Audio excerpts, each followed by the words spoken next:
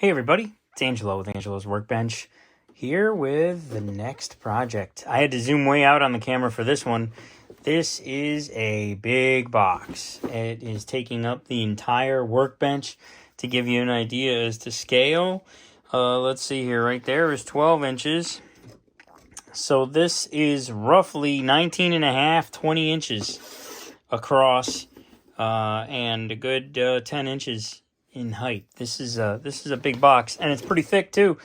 And in here is, I bet you can guess, two testors for the old Italeri kits. Lamborghini's a Countach and a Diablo. I have a lot of Countaches, but I'm of the opinion that you can never have too many Countaches. I love that car. When I was a boy, this is the car that was on my wall. But the Diablo, I actually do not have a single solitary Diablo in my entire stash. And I felt I needed to change that, and I'll have to buy another one because I'm going to build that one right now. So let's get started on this.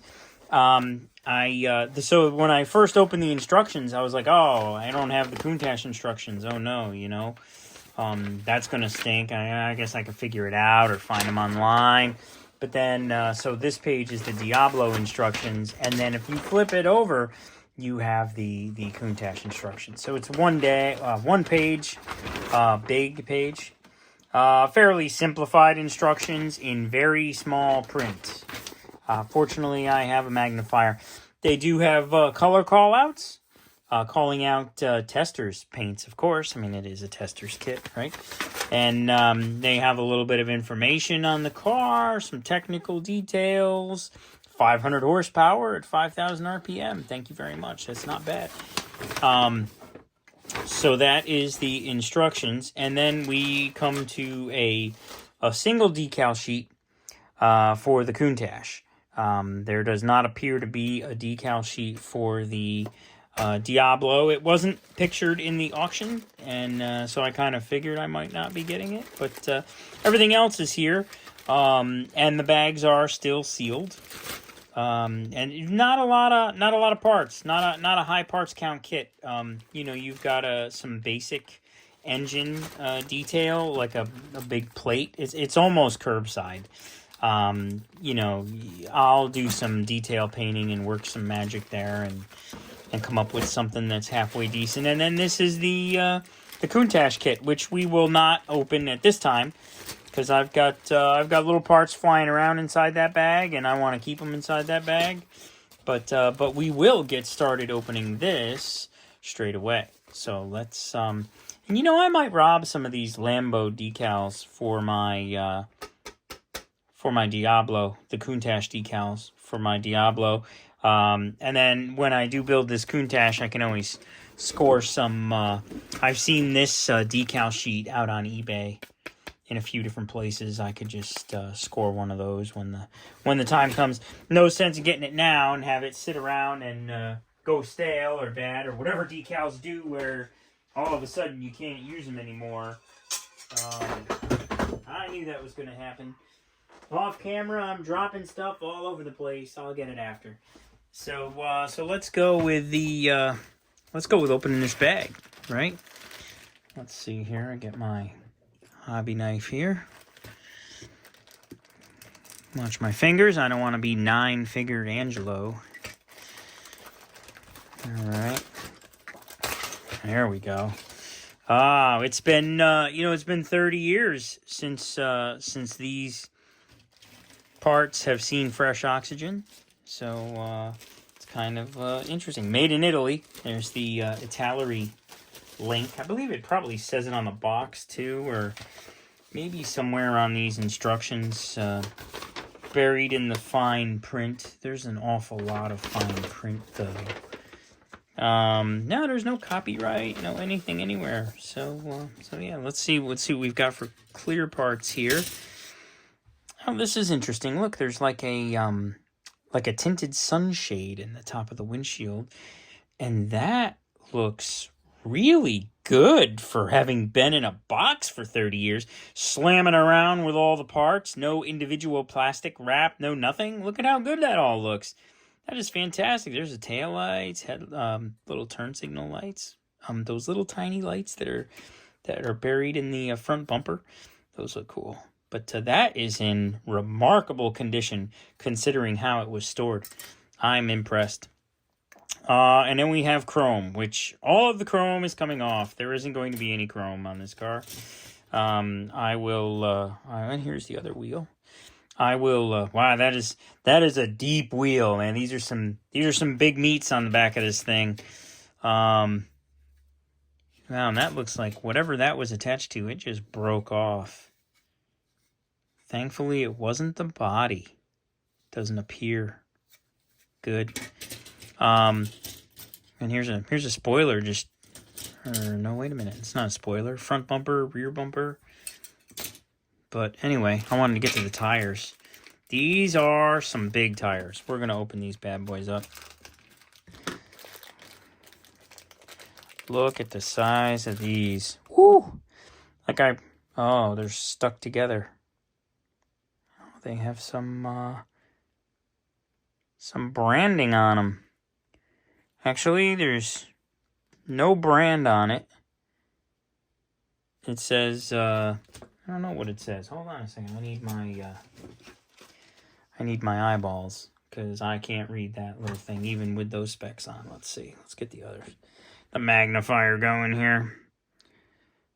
It says radial something. And then it says 245 VR 415. So there's some writing on here on the side of the tires, but it makes absolutely no sense. There's no brand, no anything. A standard, like, kind of a BF Goodrich tread, like the old BF Goodrich. But these are like real rubbery tires. And I realize that, they're only a half-inch in diameter, but I just built the Mobius 1964 Chevy 2, and the tires on that thing were pizza cutters compared to this. These are some serious tires. And it's like there was a famous quote that I recently heard from Carroll Shelby. He said, "There's no such thing as too much horsepower, just a lack of traction." And that is definitely the case. I am surprised to see that these are not big and littles, because if I remember correctly, the Diablo had really, really, really big tires out back and thinner ones out front. And these, all four of them, are the same size, which I am surprised about. And the wheels are all the same size as well. But even still, that's a healthy tire in scale. So there's the tires and wheels, which I have talked way too long about. Let us move on to the body color parts. Obviously, molded in yellow, which is marvelous if you're going to paint it yellow. If you're going to paint it any other color other than yellow, this yellow will come through 17 coats of primer, 5 coats of color, and the clear, and it will turn yellow. These colors are very hard to get rid of. I have found that if you paint it silver and then paint it whatever color you're going to paint it, the silver will kill the yellow. It will not bleed through. So I will probably be doing that. I'm going to paint it silver, and then after it's silver, I will probably do some kind of a candy pearl. I want to do something funky and loud on this car, and I wouldn't even be against painting it yellow. So I may very well end up going yellow. So the jury is still out on color. Then we have a nice front bumper here, and all this stuff looks like it was literally just broken off the sprue. I'm gonna have to do some body work to clean that up. But it looks fairly good. I don't see any significant warping or misshapenness, given the way this was stored. I think I'm lucking out really a lot here. Interesting that there is no black parts anywhere. Everything is body color and silver. And this must be where those parts were. And we've got a 3-piece spoiler. That's kind of cool. Various things. I don't know what this is. It's just some real serious molding techniques going on here. Hinges. It's too bad that the doors don't open on this. I've had Countaches with the scissor doors. and they're really cool. I did if you look back on the channel a long time ago, I did a Fujimi Enthusiast series Countach that had everything that opened, the front, the back, the doors. I mean, what a fantastic kit. And I got a whole bunch of those in my stash. There'll probably be another one of them on the channel sooner or later. But you can go back and you can see that video with the opening doors. We are not opening these doors. I will scribe these panel lines a little deeper, however, because they need it. Which I don't come across many models that don't. These are pretty good panel lines. Like these are better than the ones that were on the Mobius Nova, but they do still need just a little scribing, and we'll get that done. So then we have here a one piece, most of the chassis, and I see that there is some detail going to go in here, some suspension components, which they have here. I also see some exhaust detail that's going to go out the back. But for the motor, there does not appear to be anything on the underside except for this thing. So that's what you get for underside motor detail. And it probably just goes right in there somewhere like that. And then for the top of the motor, you basically have this. And I will detail paint that and make that look kind of nice. And then you have this. And then mixed in here, we've got the interior. I mean, they even molded the interior in silver, which obviously we're not going to keep. But it'll spray up black or tan or red or whatever color interior I decide on based on the exterior body color. Even got a little shifter there. There's the turn signal and stalks. I don't see anything broken. I don't see anything short-shotted. There's those beautiful mirrors. The Diablo had such beautiful mirrors on it. It is interesting that they are molded in silver while the rest of the body is yellow, and I guess it doesn't really matter because if I remember correctly, the Diablo, the side view mirrors are black anyway. They were not body color. So that pretty much sums it up. But we got some door panels here. There's the brakes. So relatively low parts count kit. I mean, there's the whole kit. What is this thing? Oh, the instrument panel binnacle. That goes on the dashboard. Multiple piece dash must be. Oh yeah, look at that. There it is. There's probably a decal gauge kit for that would be here if I had it. And the Countach gauges ain't gonna cut it. So I'll have to go online, see if I can find a picture of the Lamborghini Diablo instrument panel, and then maybe I can print it off and make a decal. We'll see. Have a little fun with that. So not a lot in the parts department. I mean, this should be relatively straightforward to de-sprue these and get these into my parts bin, so that I can begin painting them and priming them, painting them, and assembling. So stick around. We're going Italian with Lamborghini Diablo. Come back for more.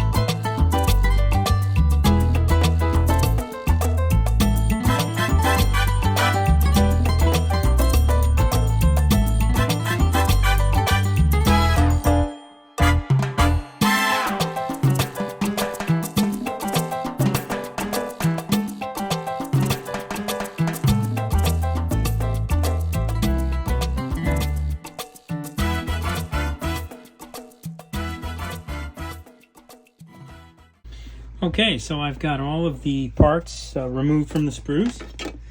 I I've got the bigger components up here in the top. I'm trying to decide what to do about the taillights. One of the things I've discovered about the Diablo is that it was available in whatever color the customer wanted. So I am finding all sorts of combinations of colors, and some of them have the mirrors, side mirrors black, some of them have the side mirrors body color, and then some of them have, these are the tail lights, some of them have this tail light surround red, some of them have it black, and some of them have it body color.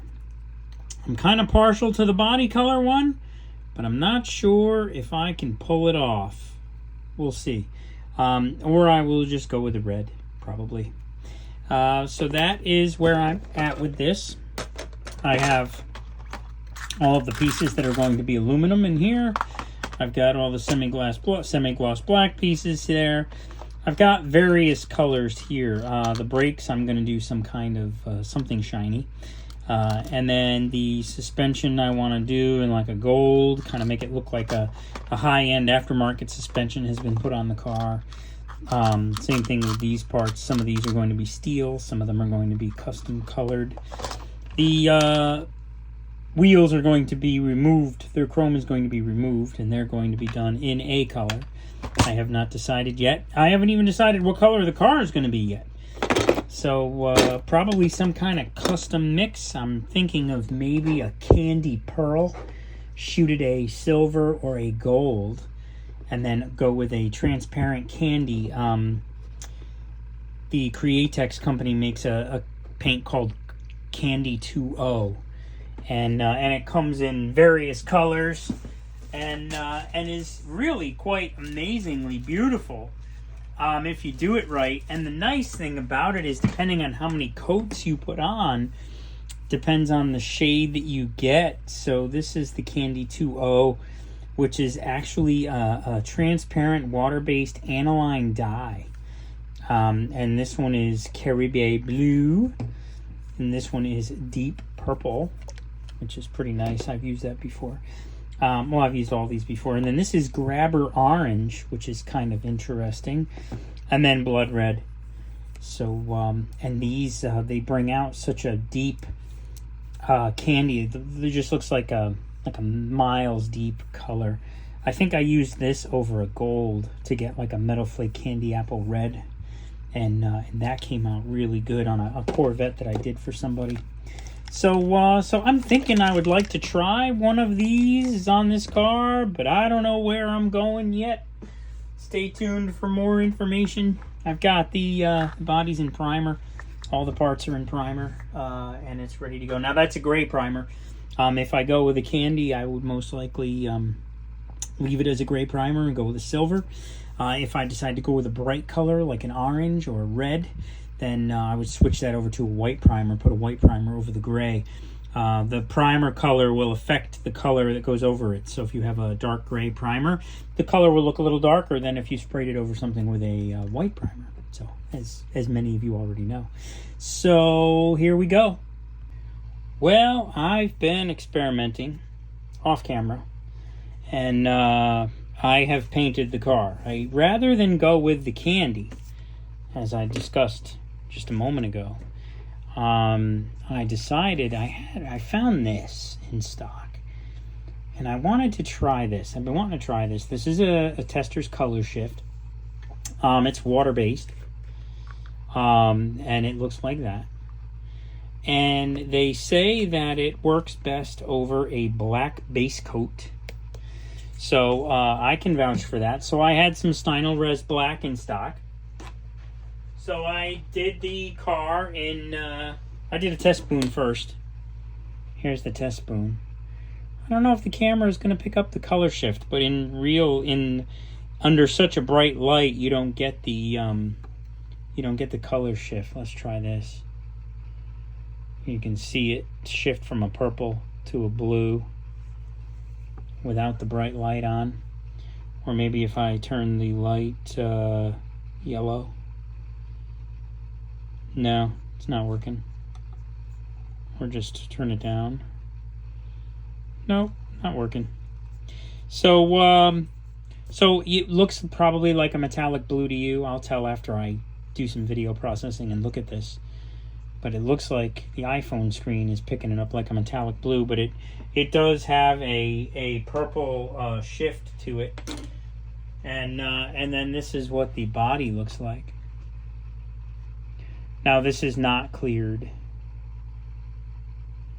so this needs to still be cleared. I think you pick up the purple there, maybe. Out of the bright light, the color shift is very obvious. But in the bright light, the color shift is not so much. But I did all of the pieces. I don't know, I might be picking up on that, the purple blue shift,